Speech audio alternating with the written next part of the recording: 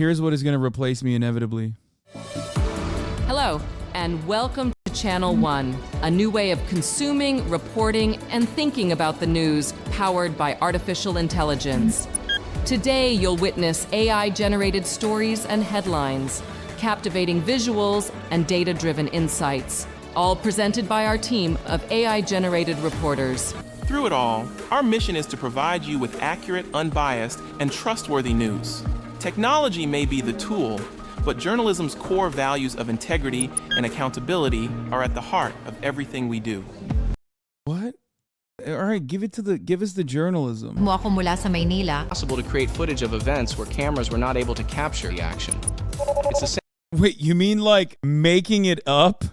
What do you mean possible to create footage of events that cameras weren't able to capture? That unironically is the opposite of news, man. What do you mean? That is literally the opposite. What the It's the same way that a courtroom sketch is not a literal depiction of actual events, but can still provide important information. No, a courtroom sketch is actually a depiction of actual events. Why is it always like the dumbest STEM lords that don't understand anything about the world that literally think like, oh, a courtroom sketch is the same? No, dumbass. A courtroom sketch is basically like taking a photo of the courtroom. It is a thing that actually happened. An AI dramatization of an event that may or may not have taken place is not the same as a courtroom sketch. Yeah, here comes AI footage of Hamas throwing babies in ovens. Like, that's actually a great take, literally. Like, imagine they're like, well, according to the IDF, Hamas was throwing babies into the ovens, and then here's a recreation of this real thing that happened, and then they're just like doing footage, and they made AI footage of this thing. How many 45-plus-year-olds are gonna fall for that shit? Nuance to a news report. And wherever AI has been used to add context or in any way alter existing sources or depictions of actual events, on-screen graphics will clearly indicate the nature of the alteration. Human editors and producers are also involved in checking the stories for accuracy and clarity at every step of the process. But maybe the best way to explain what Channel Yeah, also courtroom sketches are not at risk of being confused with a real thing. That's not the case for AI. Also, courtroom sketches are conducted by human beings that have a long career of adequately portraying what is happening inside of a courtroom as a substitute for like photography or other forms of media that is not allowed in the courtroom. This is very different. It's like the difference between a stenographer in the court versus an artificial intelligence making up what the conversations were in court. Right now, we're going to jump into a program featuring a selection of stories, all produced with the help of AI. So, please enjoy the world's first look at Channel One.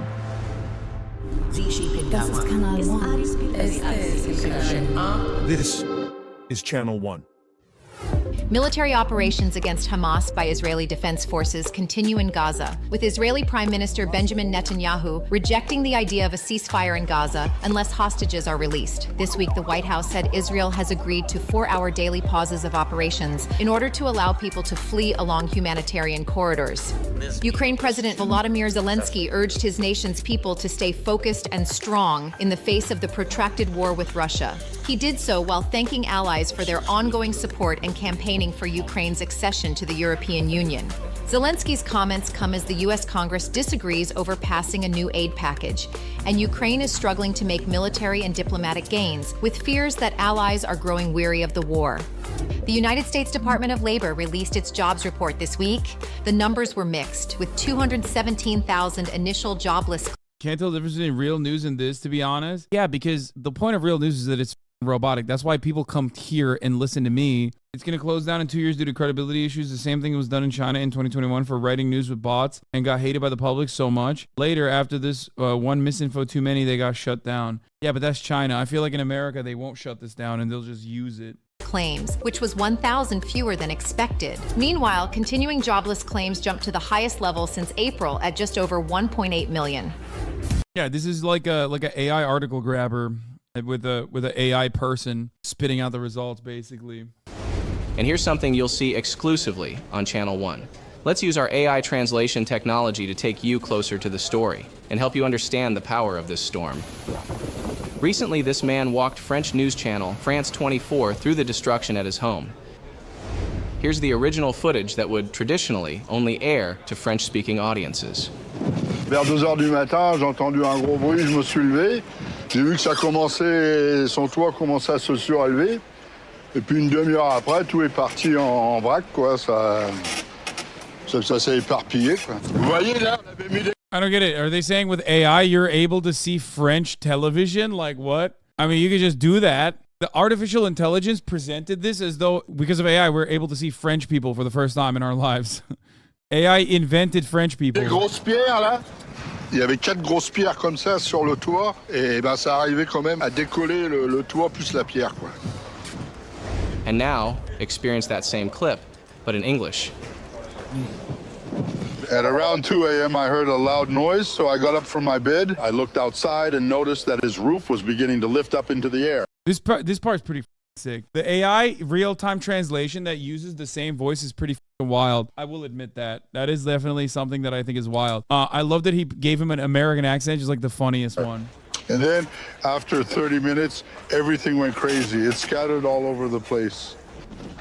You see there, we had placed big stones. There were 4 big stones like that on the roof, and it still managed to lift the roof along with the stone. Recent weeks have seen a number of extreme weather events happening around the globe. In late October, Hurricane Otis wreaked havoc in Acapulco, the first time in history that a storm in the eastern Pacific remained a Category 5 hurricane after making landfall. At the same time, Tropical Cyclone Tej delivered extreme... The only difference there is that it does manipulate the footage. They take his voice and they rebroadcast it in English, but they also manipulate the footage to make his mouth move like he's speaking English, which is, again, probably not appropriate. In business news, car companies continue to battle for the future of vehicles, and the fight goes well beyond the current push for electrification, with automakers vying for attention with increasingly futuristic designs. BMW has shown off an SUV with a color-changing paint job. Chinese technology company XPeng has demonstrated a prototype flying car. But first to actually make it to market is Tesla's controversial Cybertruck, years after its bumpy announcement in 2019. Oh my God. Well, maybe that was a little too hard. Delivery on the sci-fi styled pickup begins on November 30th. Legendary. But how does the public feel about the design? Well, Channel One has developed a unique new way to gauge sentiment, and it leverages our AI's ability to read and analyze data almost instantly. Oh my God. Oh, no way. They are not. Wait, what? They're going to go to Twitter? I quickly read the most recent 30,000 tweets posted to X about the Cybertruck, and based on the emojis people have been using, sentiment on the vehicle is indeed very mixed. Dude, no. Oh, no. No, that's not impressive. Dude, this is. You can't. Bro, think about if a human did this. You would be like, this is not how you do journalism. Very mixed. Will Tesla revolutionize the truck Joy, disgust, surprise, anger, fear, sad. market, or will the Cybertruck remain a niche player? Success could boost Tesla's flagging stock price, which is currently off nearly 50% from its pandemic highs, and recently dropped over 10% in a single trading day, following a Q3 earnings call that Wedbush's Dan Ives tweeted was a mini disaster.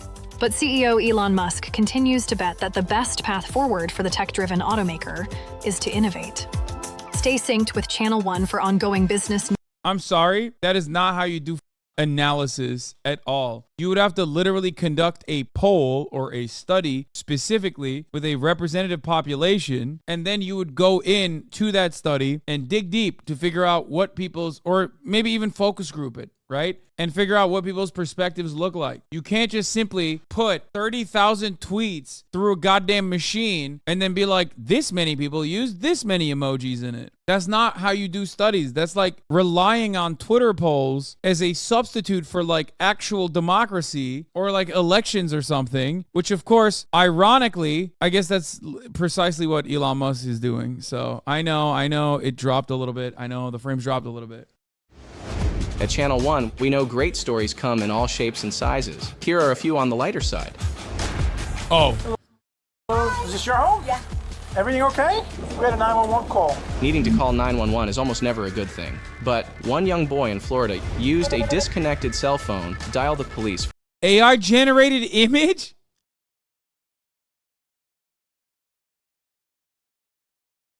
No, that's an unnecessary thing.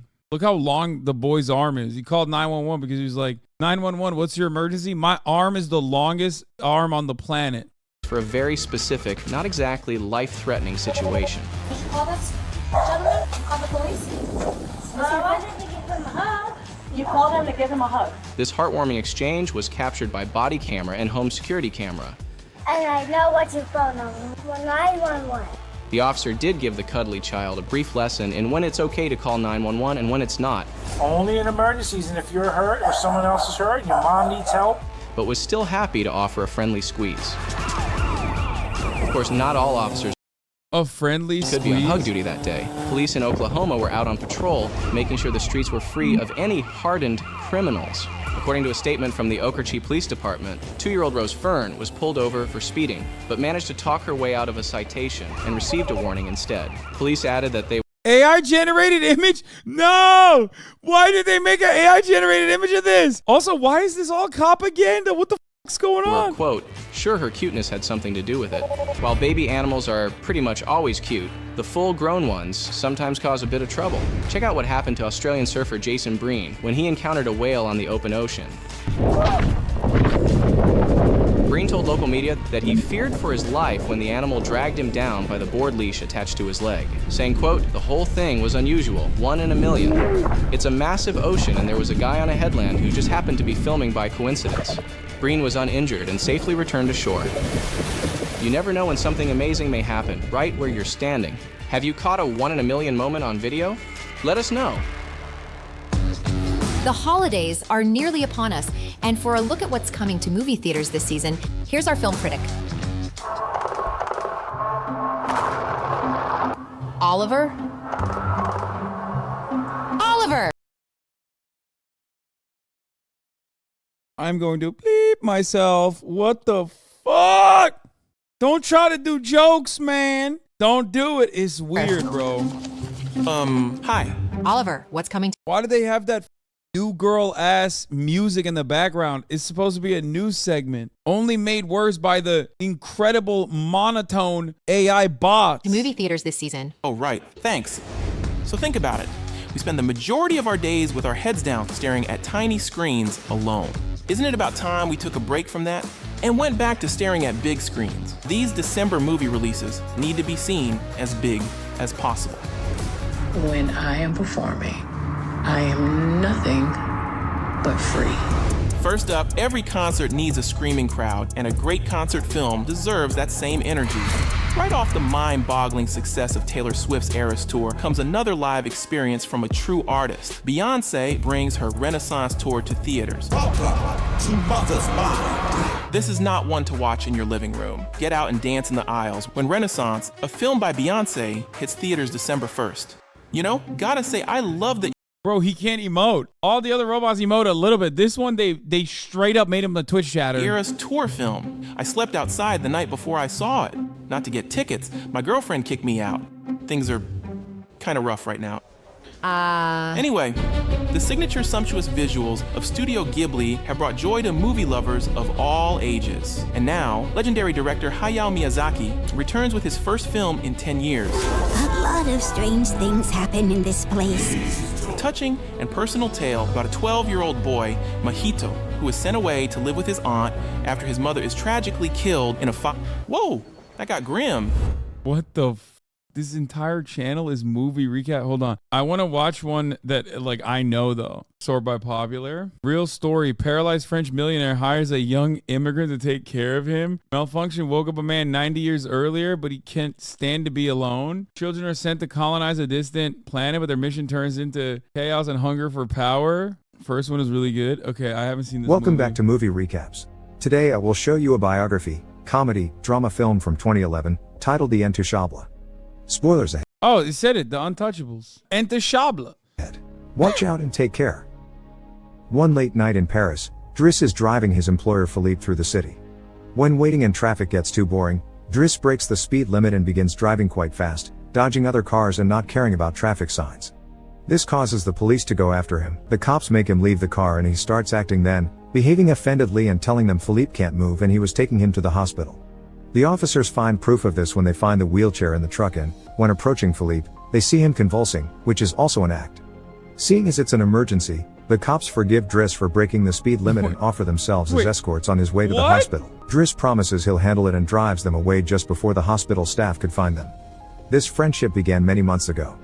Philippe and his assistant Magali are holding interviews to find a new caretaker for him, but it isn't going too well, because all applicants have very standard or awkward answers to their interview questions. But they're suddenly surprised when Driss storms in, ignoring the fact it isn't his turn quite yet, because he only wants some papers to be signed saying they won't hire him so he can get the unemployment benefits.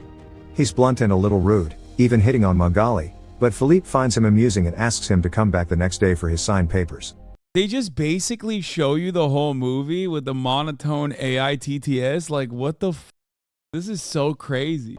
The next day, Driss goes back to Philippe's house for his papers, and he's received by the housekeeper Yvonne, who shows him around the place and tells him about Philippe's daily routine. She also shows him the room he would get for himself with his very own bathroom. Driss can't help staring at the bathtub before he's dragged to see Philippe, who offers the signed sheet of paper but also a job opportunity. Driss accepts the 1-month trial, and Philippe tells him he bets he won't last 2 weeks.